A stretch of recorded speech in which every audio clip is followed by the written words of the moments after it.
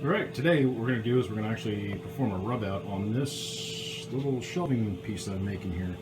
And this actually goes into a corner. You see that the left hand side there, that's red oak, and the middle here is actually poplar.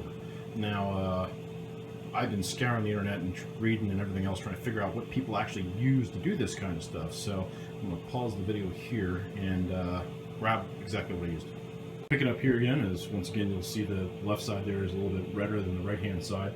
So what I actually did was actually sanded everything down. We stopped at with 220 grit sandpaper to leave a little bit of grit in there to get the Danish oil to absorb a little bit better, and that was a result of some of the reading that I did. So the red stuff here, I actually used red mahogany Danish oil, and on the poplar I used natural Danish oil. The finish on this, it actually has 4 coats of Zissner no wax 2-pound amber shellac, which also is called orange shellac, and the top coats is 5 more coats of Zinsser clear 2-pound no wax shellac. So for this process, apparently it's very important to make sure that you don't have the wax shellac. The stuff that I got here is that's just some soapy water. It's my coffee, gotta have that. And what I'm using here, this is a 4-step sand process. All this is very, very light. We're going to use soapy water and wet, dry sandpaper. This is basically for vehicles or whatever else. You can pick this up anywhere, get it on Amazon, or if you're looking for it at Lowe's. It's actually not with the rest of the... Sorry about that, my crap little cry phone ran out of space. So we'll start this over here. I'm using wet, dry sandpaper here to do this. Pick this up at Lowe's or Amazon or wherever. If you're looking for it at Lowe's, it's never with the regular sandpaper. You actually have to go up to where the sanding and polishing discs are to find it up there to get the 1500 and 2000. And then we have 0000 or 40 steel wool. That's the last phase here. So the big thing that everyone always says is you cannot put water on shellac, otherwise it turns white and ruins the finish. Well, as you can see, we got lots and lots of water on here, and some soap, because that's basically our lubricant when we start to sand.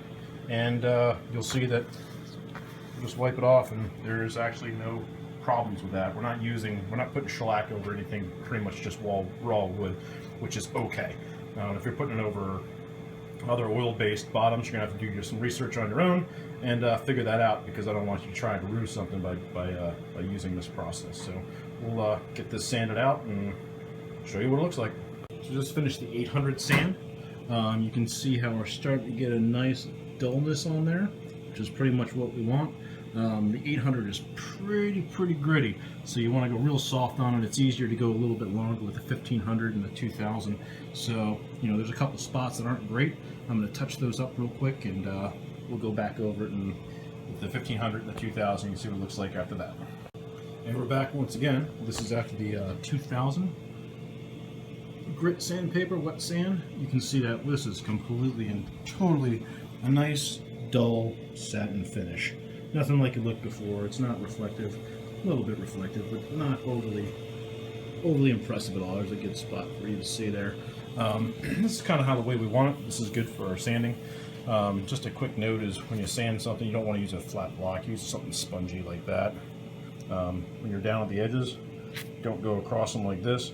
Just come off the edges like that. Otherwise, you're going to wear these down right here, and you're going to go right through your finish, and you got to start over, which kind of sucks. And I'm sure you're all noticing what kind of a terrible job I did at joining these boards. So if you could please just not make fun of me for that, I'd appreciate it. This is pretty much going to be hidden, and it was pretty much just an experiment with shellac, so I'm not overly concerned with it. The second shelf down is a lot better, and maybe we'll get to that one too today, but we'll see. All right, now it's time to hit it with steel wool. So what we're going to do with the steel wool here, this is 40 steel wool. We're not going to use that dirty side there that I got some sawdust on somehow, but this is all going to be a circular pattern. I want to get some swirling in there and make sure that we can really buff this out really nicely. And then once we get this done, we'll come back, take a look at the products we're using for that, and we'll go from there. Back once again. This is after the 40 steel wool. You can really see how this has actually come out really nice. It's a nice dull satin, and it's actually really ready to sit there and be polished out. So to do that, we got a couple things here. a bunch of ways to do this. But what I've been using, since this is shellac, it's pretty hard, it's cured pretty well. We're not going to use any of the paste today. Usually I'll use that on polys or something else just to get that nice dull sheen on there in the event that I screwed something up and used the wrong, don't like the sheen that's on it, because this dullens it out a little bit. And you can do some other stuff too. We'll talk about that at a different point in time. My big thing is pretty much finding products that when I screw something up, I can use something else to fix what I've just screwed the pooch on. But for this, pretty much we're going to use these. These are all 3M products. You got a rubbing compound, machine polish, and ultra fine machine polish. I know you think this is pretty insane to use that on here, but that's actually what we're going to use. It seems to work really well. I watched a couple of people and had to really track these things down to figure out what they were. Over here, you know, we have, this is actually picked up from AutoZone, which is Meguiar's Mirror Glaze Swirl Remover. So if we get down here and we're still seeing a little bit of a swirl off the polish off of our number 3, we can actually use some of this. This comes in a couple of different grades. I use the grade 3 because it's a very, very light cut. We don't want anything that's above 4, maybe 5 for this type of thing. The lower the better. You can always polish it out longer, but it's hard to take that polish back. When it's all finished, as ridiculous as this sounds, is actually, I love this stuff. This is Mother's California Gold Showtime Instant Detailer.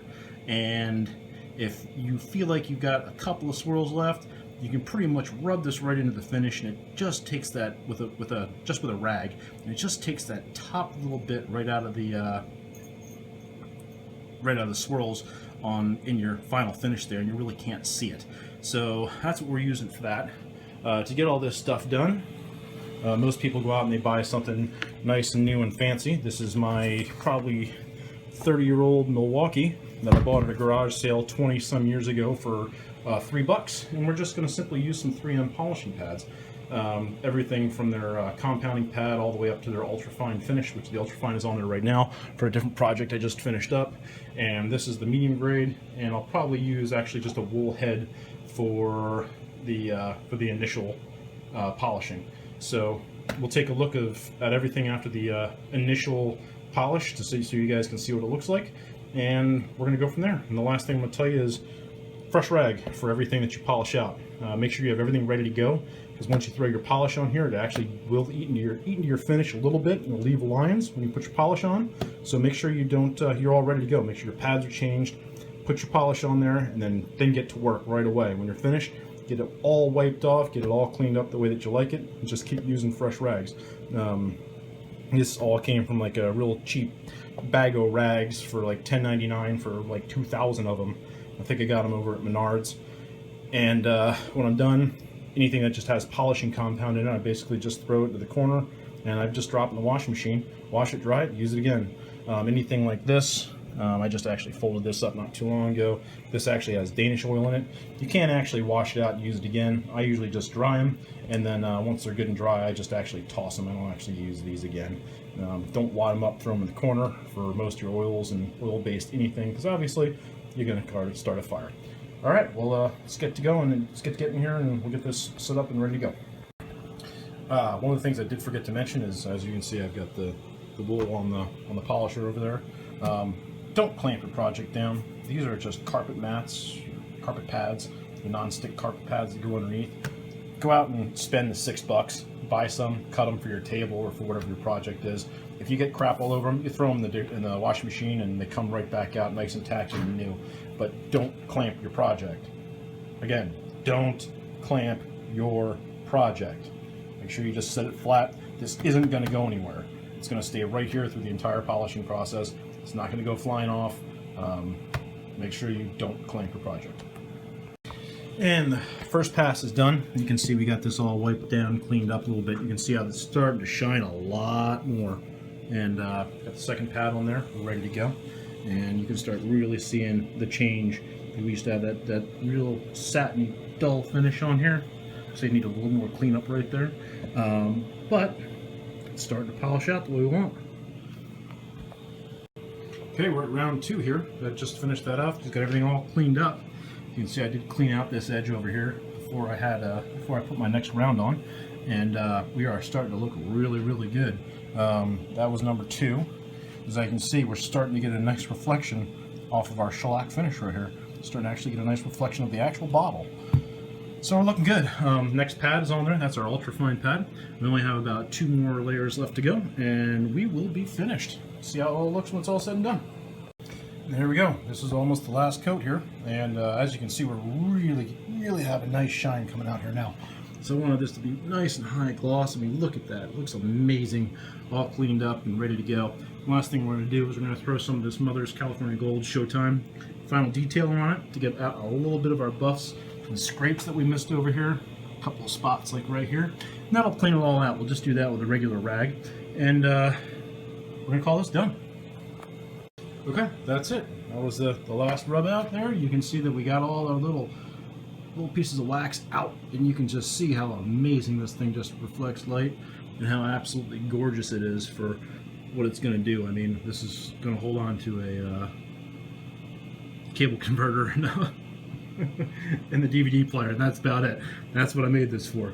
But like I said, this is an experiment, and I just wanted to test the process and see how I could do it and see if it looked good, and then maybe share some of the stuff that I've had some problems finding, which was the products and the process from start to finish. So I hope this helps somebody, and I'm sure you'll see some more of these in the future as I try to repeat the process with some other finishes and some other projects. So thanks, have a good day. Here's our second shelf in that in the set here. This has already been sanded out 800. As you can see, yeah, I can actually join a board. I mean, the other one was just a horrible example of board joining. I was actually experimenting with something and it came out to look really cool, and then it was too late to fix the problem. But again, you're not going to see where it goes because, hey, it's only there pretty much for me. But yes, I can join a board. But we're getting here. There's one of the things I wanted to show you on this one was you should be able to see it right about here. You can see I got a dog hair in the finish right there.